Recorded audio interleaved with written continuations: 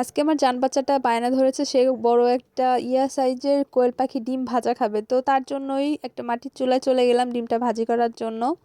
তো দেখতে থাকুন, ভিডিওটা যদি ভালো লাগে অবশ্যই লাইক কমেন্ট শেয়ার করবেন। আমরা আজকে ডিমটা ভাজি করব।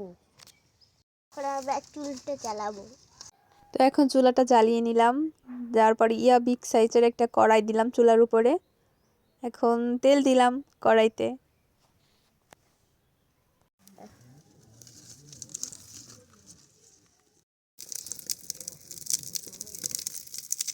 আল্লাহ আল্লাহ করে ডিমটা উল্টাতে যাচ্ছিলাম, তো কড়াইটা অনেক বড় হয়ে গেছে, যার কারণে অনেক কষ্ট হচ্ছিল ডিমটা উল্টা করতে। দেখা যাক।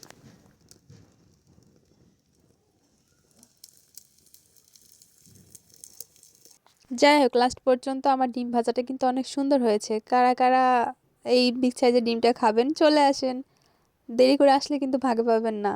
আর আমার ভিডিওটা যদি ভালো লেগে থাকে অবশ্যই লাইক কমেন্ট শেয়ার দিয়ে পাশে থাকবেন। আর এটা হচ্ছে আপনাদের দুপুরের লাঞ্চ, যারা যারা খাবেন চলে আসেন।